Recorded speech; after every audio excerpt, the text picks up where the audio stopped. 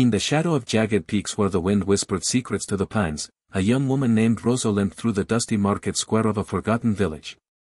Her right leg twisted from birth, a curse her family called it, had marked her as worthless in their eyes.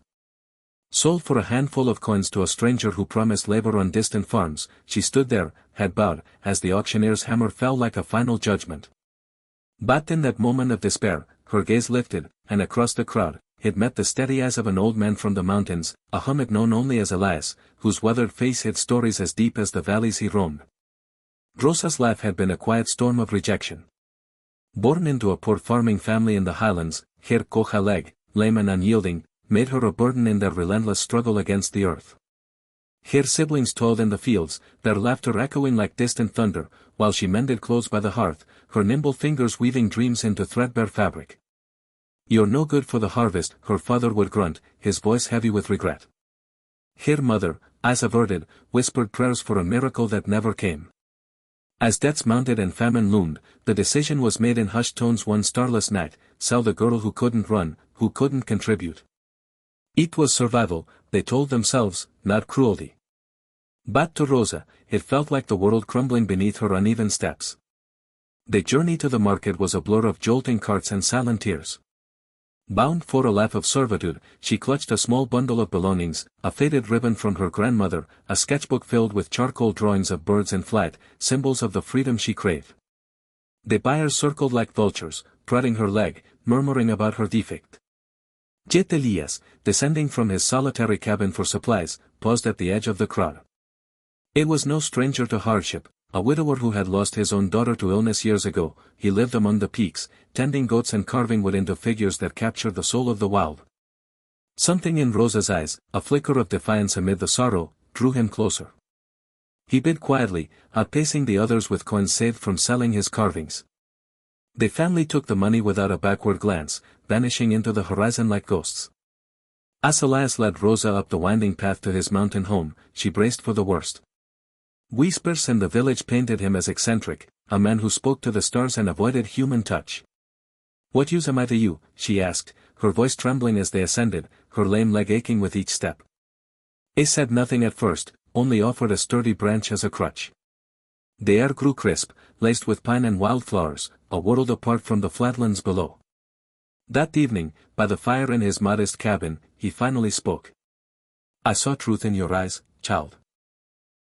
Not the limp they curse, but the fire they ignore." Confused, Rosa watched as he unpacked her bundle, his rough hands gentle on her sketchbook. Flipping through the pages, his face softened. These birds, they soar without perfect wings. The days unfolded like petals in spring, revealing unexpected layers. Elias didn't demand labor, instead, he taught her the mountain's rhythms, how to read the clouds for rain, how to coax herbs from rocky soil. Rosa's legs slowed her, but her mind raced ahead. She began sketching the landscape, capturing the eagle's grace and the deer's quiet strength. One afternoon, as a storm brewed, Elias twisted his ankle on a loose rock. Immobile, he relied on Rosa. With her crutch and determination, she fetched water from the stream, tended the goats, and even climbed a steep ledge to gather healing moss, her defect becoming an asset, her careful steps navigating paths others rushed through recklessly. In that vulnerability, Elias shared his own pain. His daughter, Maria, had been born with a weak heart, dismissed by villagers as fragile. He had fought for her, seeing her spirit's depth, until fever claimed her. "They sold you for what they couldn't see," he said, tears glistening. "But I see it, the strength in imperfection." The turning point came during the village festival below, when a landslide threatened the homes near the river. Word reached the mountains, families trapped, paths blocked. Elias, still healing, urged Rosa to stay safe. But she refused. "You've shown me my wings," she said, eyes blazing with the truth he had uncovered. Limping down the trail with tools and ropes, she rallied the villagers, her sketches from memory guiding them to stable ground, diagrams of the terrain that revealed hidden safe routes. As rocks tumbled and screams echoed, Rosa directed the rescue, her voice steady, her lame leg planted firm like an ancient root. In a profound realization, the crowd saw her not as broken, but as the anchor they needed. Her family, among the saved, approached with bowed heads. "We were blind," her father whispered, but Rosa forgave, her heart expanded by Elias's kindness. The climax surged in the aftermath, under a rainbow arching the peaks. Elias, watching from afar, gifted her a carved wooden bird, its wings slightly asymmetrical yet poised for flight. "This is you," he said. "Not perfect, but true."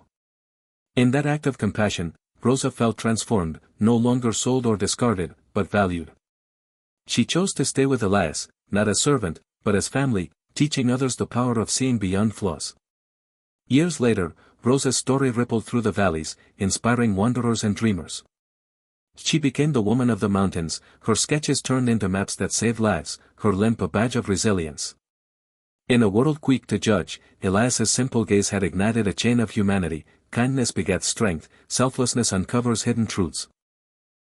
And in every pair of eyes, there lies a story waiting to soar, reminding us that true worth is found not in perfection, but in the unyielding spark of the human spirit. Hope endures, for in acts of generosity, we all find our wings.